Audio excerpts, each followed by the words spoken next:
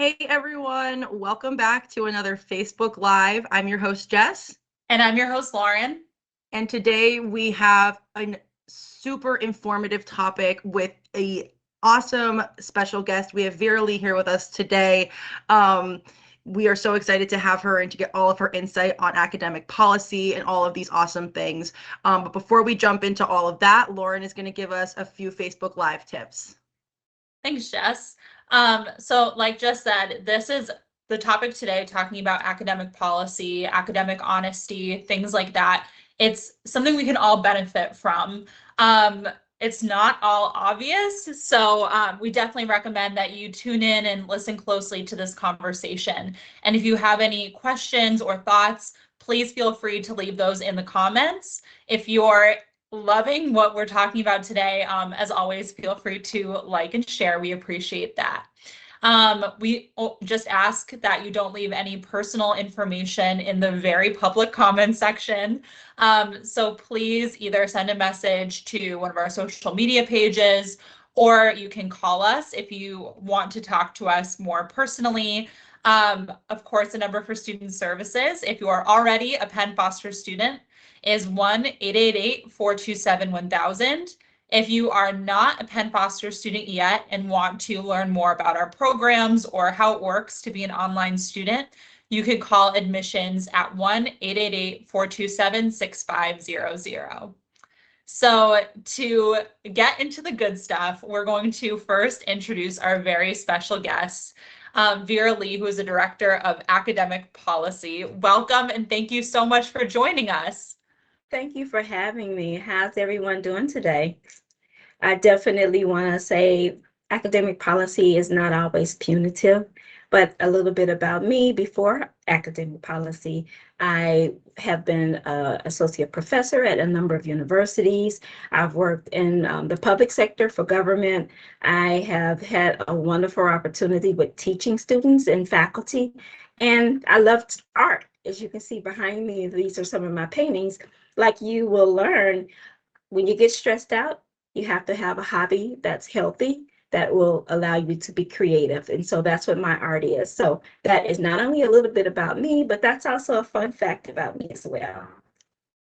We're so happy that you have your own artwork on display behind you today. It definitely gives us something nice to look at as we talk about this. Yes. Perfect. All right. So let's jump. Oh, sorry, Lauren. No, it's okay. We both are so energized by this topic. Yes, so let's jump right in and get right to the good stuff.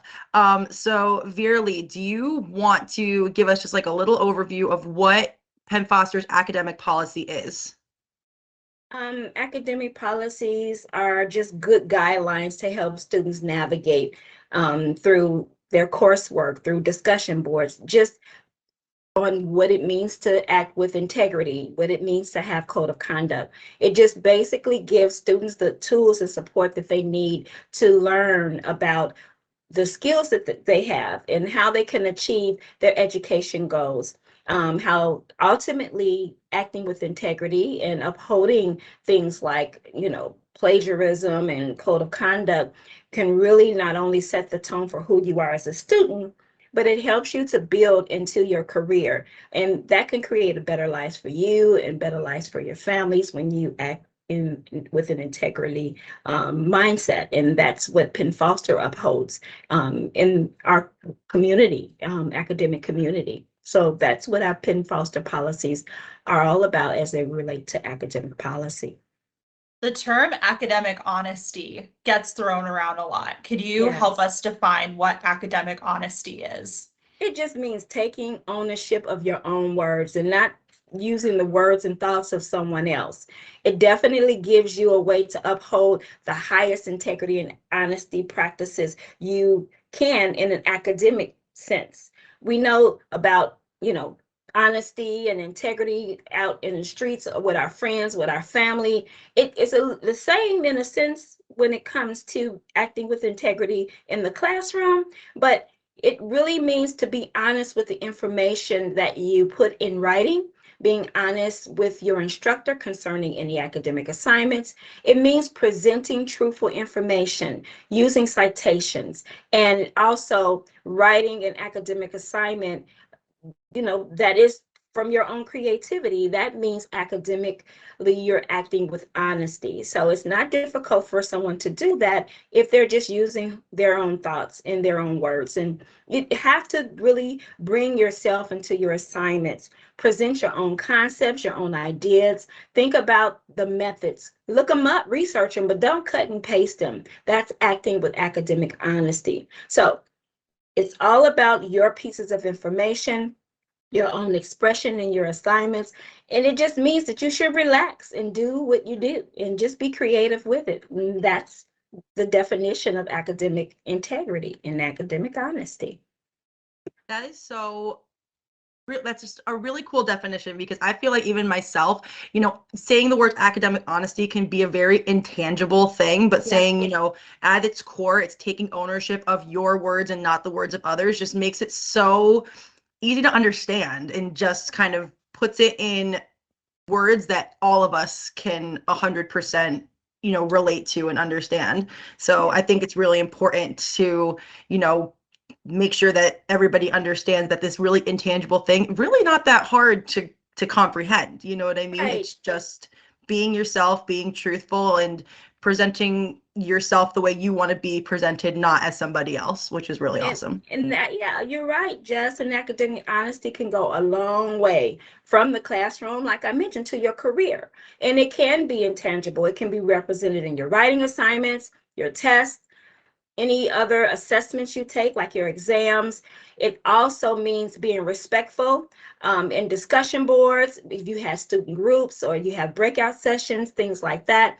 But it also transitions into, like I mentioned, the real world in terms of how you present yourself, speeches that you might write, and definitely, like we are now, on social media sites and how you interact in that social media platform. Definitely transitions into how your own words and ideas appear to others. But when you're talking about academia, all those things kind of work well for you. But when you're thinking about how can I put it in context and how can I apply it to my job, it means practicing academic honesty or just honesty in general with workplace communication, with your boss, or your direct reports when you get to that level, if you're not already. How you communicate and present your ideas and thoughts to your coworkers, your team members, clients, customers, anything that requires you to fulfill a task or duty, anything that you have to apply, any documents you are held accountable for at your job, just acting with integrity and honesty in that respect is a way for you to translate academic honesty and integrity into the workplace. And just be responsible when you do it. Yeah, it just seems like such a good personal and life skill that makes or breaks your success as a student, because academic honesty is important in completing school and making it through this step. But then it also, like you said, translates to the workplace. It's how you develop trust and ensure that the work you're doing is legally okay. Right. And you're doing okay by your team members. And that's so important. Yes, it is. And I kind of talked a little bit about mentioning academic integrity. It's how you behave as a student, as I mentioned, in the learning community. It is very important. It is an important part of who you are. I can't say that enough, especially when we're talking about equity and inclusion and belonging in terms of standing where you are every day. It's kind of difficult to stop and think about how you're acting or presenting yourself. But when you're in school, you definitely have to do that. You have to stop and think about what you're putting in writing. It's how you behave, yes, in everyday life, but it also means being honest and respectful and acting with integrity. And I can't stress that enough. And just being responsible with your words and the work that you do as a student. So one thing I think that some learners struggle with is and I'm sure in many cases it's not intentional, but it's academic dishonesty. So can you tell us a little bit about what academic dishonesty is and some examples? As I've mentioned, yes, I definitely agree with the importance of academic dishonesty, but I want to kind of circle back just a little bit to make sure we are all on the same page, guys, or everyone here, about being honest. Honesty is how you gain trust from your fellow classmates and your faculty. We're back in the academia world again.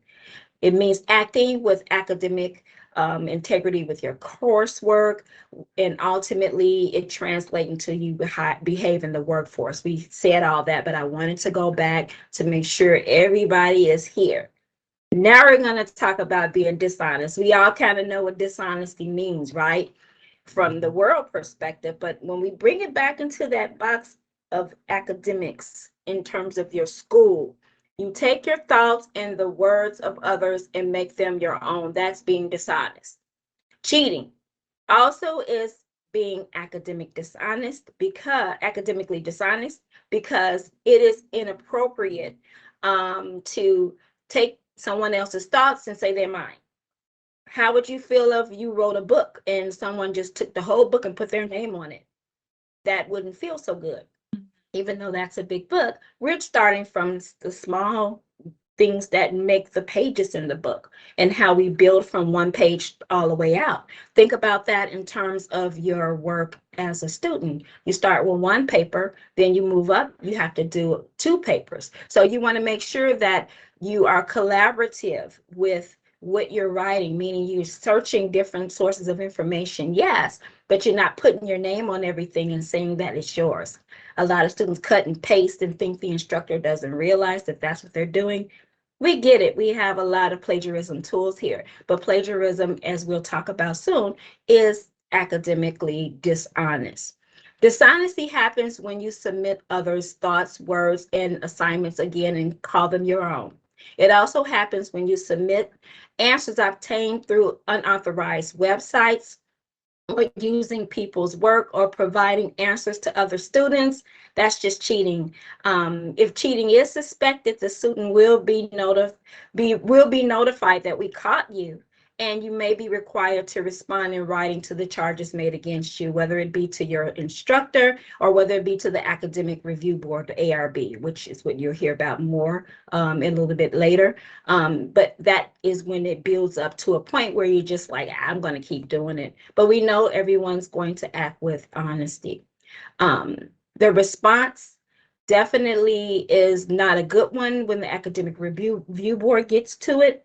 Especially when dishonesty is detected repeatedly. So you want to make sure that any inappropriate behavior on the part of you is acting with integrity and honesty as much as you possibly can. Not everyone is perfect. Not everyone writes perfectly. That's not what we're saying here. What we're saying here is to let your voice shine through. And that's how you can avoid academic dishonesty. Yeah, and I mean, you definitely don't want your words to shine through when you have to respond in writing because you acted academically dishonest, and then, you have to kind of explain your actions when you can just use your own words and, to begin with and not have to get to that point. I think that's really important I think it's really important to realize the spectrum of what's included in academic dishonesty. It's not just copy and pasting when you're doing a paper or a presentation. Like you said, if you submit answers to an exam and they're not the answers that you came up with in your own head, that's also academic dishonesty, even if you don't necessarily think that it is. Yeah, so let me go through a few more points, because I know I probably have some students here like, I might do that, but I'm not quite sure. So let's kind of run through that list like Jess is kind of talking about. Plagiarizing your assignments, cheating, which again, copy and pasting your answers from other websites and then bringing it back into your assignments. That can be from Google or any other online resources that you might have, and you might paste them in your tests and your assessments and your exams. While you're in the process of taking that, you stop and cut and paste and find the answer somewhere else. How can you really say that you've learned something if you're acting with academic dishonesty? It also happens when you post and use copyrighted materials in your papers and writing assignments from Course Hero. Just a little bit about Course Hero and sites like it. They're just paper mills, and they are content mills where you can just kind of grab information from sources where people did well and use them as your own. We have trackers to find that information, and I'm not trying to make you put anyone on the spot. But when you think about doing something like that, from now on, just say, I'm going to stop, because my voice is just as important as someone else's voice. I want to try my own words, my own thoughts, my own creativity, and you'll be surprised what comes out of it. But when you act with academic dishonesty, based on some of these dishonest practices, it really turns into a violation of the code of conduct, netiquette, and it just really turns into a situation of plagiarism also. And we're going to talk about that as well.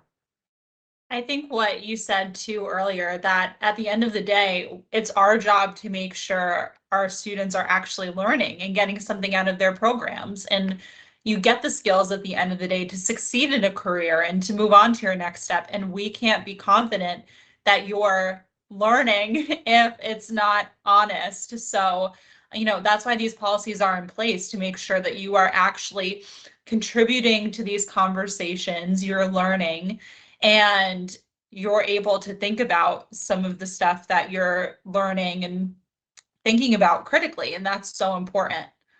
But I know we talked about plagiarism a lot, and I feel like this is it can be very confusing. This is a big topic. I know this is something that really trips people up a lot, so I wanted to be able to kind of dive in there. Vera Lee, can you define plagiarism and kind of go through that a little bit? Yeah, I know that we talked about academic dishonesty, academic integrity, academic honesty, but we're going to go into those portions of what each of those mean, because they all kind of they kind of intersect when we talk about plagiarism. Plagiarism has a little bit of each of those in it, and as Lauren mentioned, we have these policies in place not to penalize you, but to help you think about where you could be successfully and where you can be when you're not acting with integrity. So plagiarism is, like I mentioned, it talks about being academically dishonest. Definitely.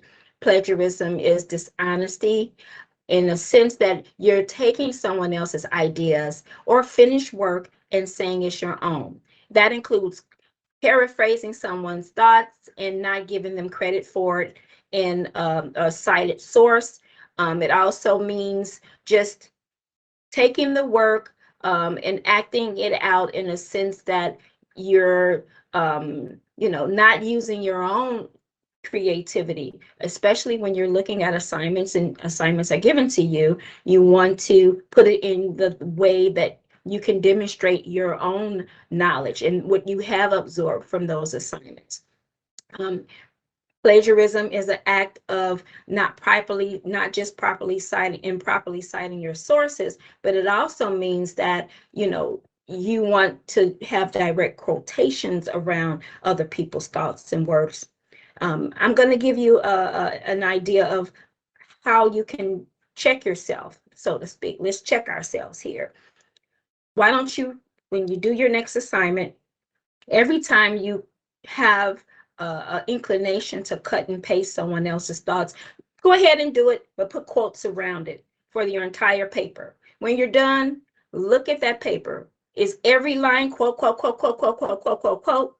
Then that means you've plagiarized, unless you cited the source. If you cited the source, that's fine, but if your whole paper is from somewhere else, where's your thoughts? Where are your creative ideas, and what have you learned from that reading or from the content for that class? how are you applying what you've learned in that paper if everything is quoted from somewhere else? So when students paraphrase materials and use quotation marks, that's good, but you want to make sure you're blending in your thoughts. But when students paraphrase materials and quotation marks are not used, and you have to remember to go back and cite that source. You want to make sure that any use of language, ideas, theories, data, figures, graphs, programs, electronic information, illustrations that you kind of put into your writing in your paper, that you are citing the source.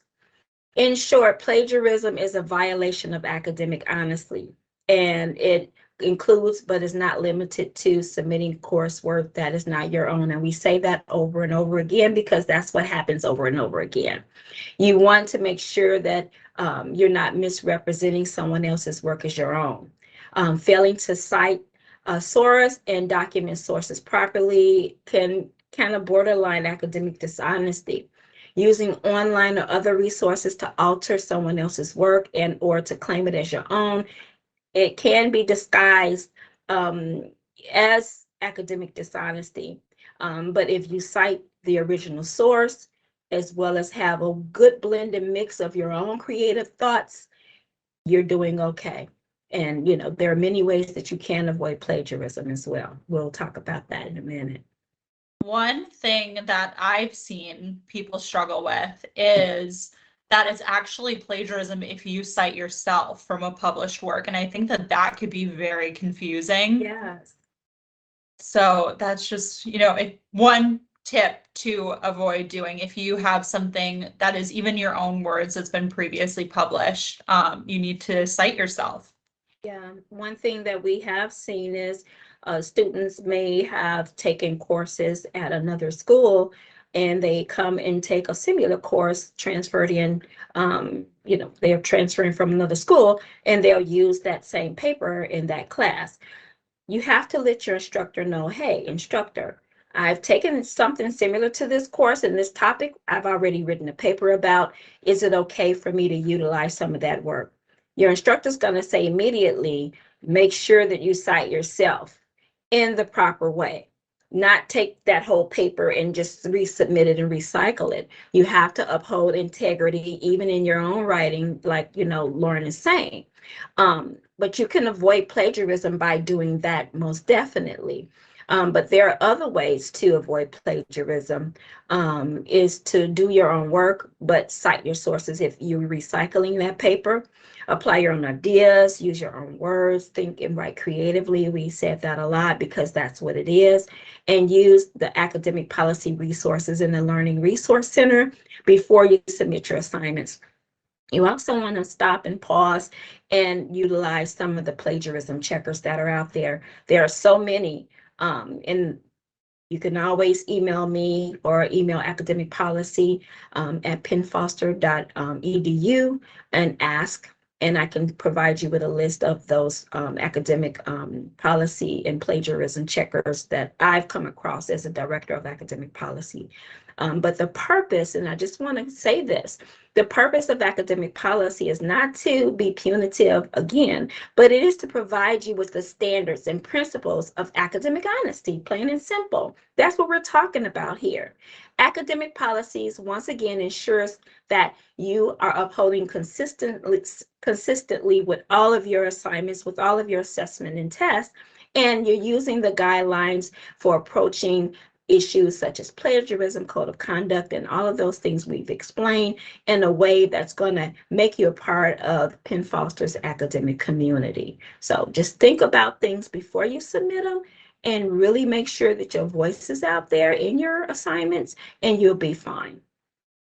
Vera Lee, I just want to say, before we move on to our next topic, thank you so much for taking all of that information about academic honesty and academic integrity and academic dishonesty and plagiarism and just making them very easy to understand. Yeah. I do feel like, Lauren said a couple times, a lot of this stuff can get very, very confusing. You're not sure if you're doing something wrong. And I'm sure a lot of the times when students do, get clocked for plagiarizing or doing something, and you know, they're like, oh well, I didn't realize that that's what that was.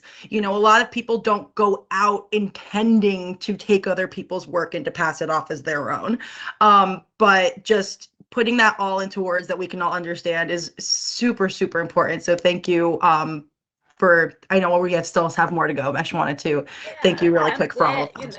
And I want to make it as easy to understand as possible. I can use a bunch of big words and give you a big presentation, but I'd rather break it down to a point of everyday use where you can apply it every day. And one thing I will add to kind of close that part of it out is take time to study. A lot of times students plagiarize because they don't have the time to write a paper. They didn't take the time needed to read the assignment or read the material to take the test. You have to make time for your studies. I know we all, post-COVID, we have a lot of responsibilities in our day, but you have to be accountable to the thing that you registered for, that you enrolled for. You came to school for a reason, to learn. Who better than yourself to make sure that happens? So you have to be your own police officer, because we're not here to be that. We're here to teach you, not to police you. But there are occasions where academic policy has to do that, especially when students violate the code of conduct, which we'll talk about in a minute. But I just really want to reiterate the importance of study, the importance of taking the time and making sure that you apply what you're learning. And the best way to show your instructors and to get those good grades is to really understand what you're learning and showing it in the writing that you're turning in, and showing it in a test that you're passing, and your grades will show that as well. You'll know when you're not, because you'll just skip past a lot and just try to take the test. And that's rapid progression, which is a whole nother thing. But you want to make sure that you are actually learning and demonstrating what you learn by being academically, acting with academic integrity and being academically honest is what I was about to say. Yes. Thank you again for covering all of that. And I think, you know, you keep making great points about it. Just at the end of the day, it's really about, for all of our learners, you have to do what's right, and we want you to really learn. And then we want to see that, you know, you're doing what's right and you're really learning. So also to reiterate that, and I know you've touched on this a little bit, we have the Student Code of Conduct. Can you tell us what the Student Code of Conduct is, and maybe give an example of what a violation of the Code of Conduct is? Definitely. Penn Foster has adopted the Student Code of Conduct to protect the rights of our students, our faculty and staff, and Penn Foster's brand itself. The Code of Conduct ensures that students and faculty and staff are intentionally respecting one another in an academic world, in the community that we've built, and that all of our intentions are characterized by mutual respect and civility. That's what it means to, you know, be a student who upholds the code of conduct, and a staff person who upholds the code of conduct. All Penn Foster students are required to abide by all the standards and policies that we've talked about, but also making sure that you are realizing that you're in an academic world, and your academic work and your personal conduct not only sits with you in your learning now, but it follows you throughout the career that we talked about in the workplace. So this is your sandbox. This is your learning ground. This is where you're learning and really developing those skills. So like I mentioned, no one is wrong, but the wrongness comes in when you fail to uphold that code of conduct. You know, by being disrespectful. We're going to talk about what some of those violations are, but you just want to make sure that you uphold the standards and policies that we've talked about already, and you'll knock it out the park every time you do that. So that's the best way I can explain code of conduct. That's, you know, again, putting it in terms that we can all understand and we can all, you know, relate to. But I'm sure that there are, you know, specific instances that make it easy to understand, you know, if you're doing this, you are violating the code of conduct. Can you give us a couple examples of what that kind of looks like? Or I sure can. Any behavior that violates the student code of conduct and academic integrity policies, again, which includes plagiarism, collaboration, meaning you're kind of plotting with others to overthrow an assignment or to cheat together or to share answers, and any acts of fraud, forgery, definitely bullying. That's a big one. Profanity to your fellow classmates, staff. There's a certain way you act in an academic community, and profanity doesn't have space for you to behave in that way. Collusion, threatening yourself is one thing. We can help you with that possibly if you reach out. We can have resources to provide you with, but it's different when you threaten others. I know that post-COVID, we are all under stress. We are all suffering from something, or we are all faced with things that challenge who we are as individuals, but we have to make sure our behavior to our fellow students and our staff members is respectful. We always hear the word netiquette. Yeah, if in the community, our social media platforms, you come out of yourself or come out of pocket, so to speak, and it causes a problem, you might be violating the code of conduct. So you do want to step back, take a break before you kind of blow up. You do want to check yourself, especially when you're thinking of kind of going off on someone. Just think about how you want someone to respect you. And if you do that in a way that is going to make you feel nice, then that's what you do for others. But when you come out of the world of, I don't want to be bothered with someone, just step back and don't be bothered, instead of violating the code of conduct with some of those, examples that I provided.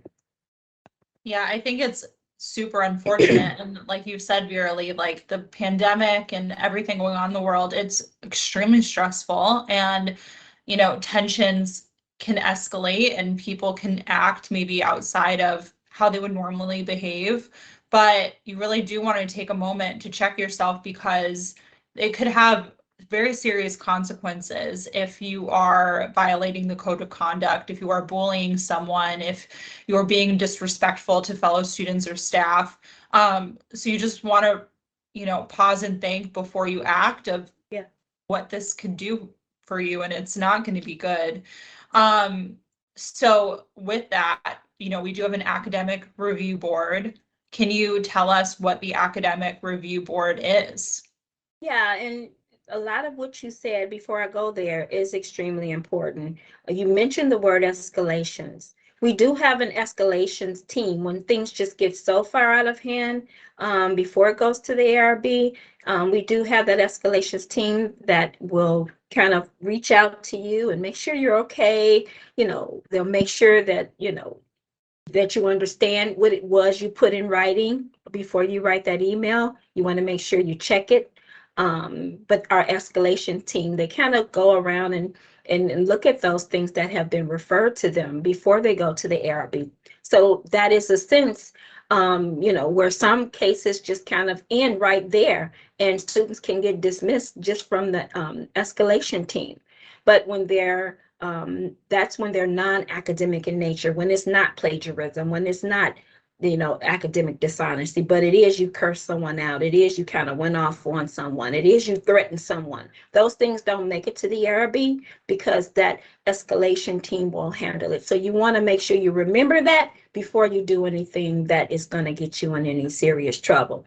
But definitely the academic review board is exactly what it is.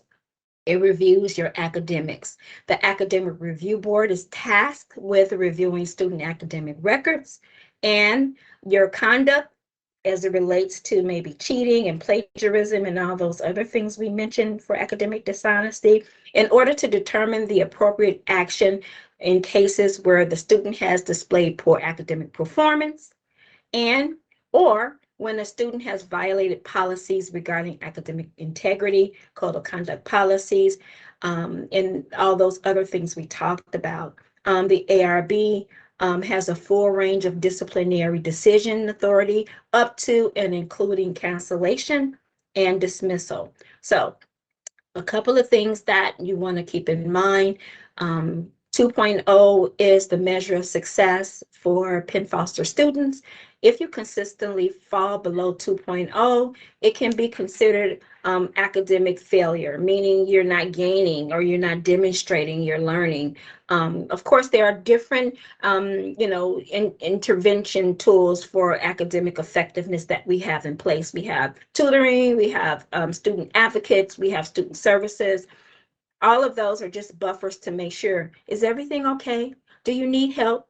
Your first line of that is your instructor, sure, but we also have those other things that happen before it comes to the academic review board. But if it consistently appears that you're plagiarizing, consistently acting against the code of conduct, consistently performing rapid progression and not doing well, or doing so well that you're finishing so quickly that you're not really showing us your learning, all of those other reasons that could come to mind as it relates to everything we've talked about, the ARB, if it comes before us, we take it into full consideration. We do reach out to the student through all of those other means. Once all those other means and all those chances have been given and all your exams, all of the things that resonate with the grading policies, once all of that is exhausted and there's not a whole lot more we can do in terms of notification, when it comes to the ARB, we are the last stop.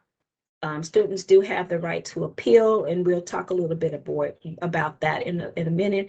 But if you do come before the ARB, it's a serious matter. Yeah, I mean, it sounds like, I mean, and it is, that if it gets to that point, you're not in a good place. So, obviously,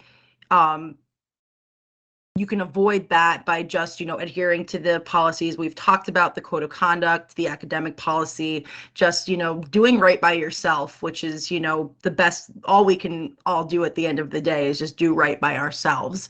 And sometimes that slips, and it's unfortunate, but if it slips repeatedly and you get to this point, obviously that's not good. So in terms of those things, obviously, like we said before, sometimes you don't realize, sometimes you're just, in a bad place, or, a lot of times it's not done completely with malicious intent, or, anything of that nature. So how does the faculty help with helping students honor the academic policy? Yeah, faculties provide teachable moments. They help students before it becomes an official case for the ARB. I mentioned there are so many levels that occur before it gets there, but faculty create opportunities to discuss why you got a D or F for a grade you weren't thinking you were going to get on an assignment. Ways that you can avoid the ARB or even anything along those lines is to talk with your instructor. And when you can't reach an instructor, call a student advocate or call student services. Go to the Learning Resource Center. Think about all the things we talked about here as it relates to how to prevent plagiarism, how to prevent dishonesty, how to act with integrity. But faculty, they will remind you of those things. Faculty ensure that the engagement has actually occurred to benefit you. You don't want to have failure to benefit, meaning failure to really demonstrate and be transparent with your learning and showing that you're actually learning. But faculty, they help. We also have academic effectiveness team, and as I mentioned, student advocates. All of that is to kind of build in those layers of learning intervention. Definitely communicate with your staff, with your faculty and staff who are here to support you.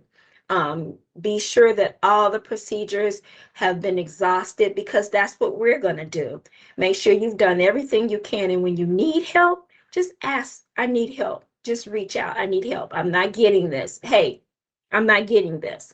And we can try our best to meet you academically, because we are a community of academia, and that's what we're here for. We're here to support you. We're here to provide you with those resources. But any student who continues to violate any academic policy, and you know, just kind of mentioned that, as well as Lauren, repeat it, you know, acts is what comes before the ARB. You get so much notice prior to that happening. There's no way that you should have a case for ARB. And I did mention, if you do come before the ARB and you are dismissed, or you are put on academic probation, or you're put on a watch, if you know, there are all kind of remedies that we have for you, but there are also cases where you'll just have dismissal. You will have that right to write an appeal letter to explain why, and we're open to listening. We will go into your student information records in our SIS, which is our student information system, in fairness to you as a student, to make sure that based on our accrediting bodies, we're doing what we're supposed to do. We will go through every level of intervention that has occurred. We will look at all the notes and notifications that have gone out to you from your instructor all the way down to your tutor, the student advocate, student services. They keep records of what you are going through. That's why we have those different levels of support for you to exhaust all of those things. We give you the benefit of the doubt. And that's what we're here for. But if you ever have any questions about anything, you can always, like I mentioned, just send an email to academicpolicy@pennfoster.edu. You also can look up in your student catalog the academic integrity and plagiarism and code of conduct policies. All of those things are there as a preventative way, and not in a reactionary way. We want to help you be proactive and prevent these things we've talked about, instead of being responsive and reactive to them after the fact. So you want to build in all of those opportunities and chances that you can possibly have by just being yourself and bringing yourself to every assignment and every test that you have. Then you won't come to the ARB. I wanted to say that. And you won't have to worry about the ARB. That would be just something behind you. Yeah. I think that's an important point, Vera Lee. Like, the ARB is an extreme situation. And ultimately, if you let it get to that point, like, you know, really stop and think about, you know, letting it get that far. Like, we have so many resources, like Vera Lee said. Email academicpolicy@pennfoster.edu if you need help. Reach out to your instructors if you need help. There's so many resources in the Learning Resource Center. There are plagiarism checkers like CopyLeaks, PaperRater, Plagiarism Checker, Qtext, and we'll link to those in the comments. But there are a lot of resources available to you to not let it get to that point. We don't want to see it get to that point for any of you. So please reach out and take our help before it gets there. But Vera Lee, thank you so much for running through all of this information today.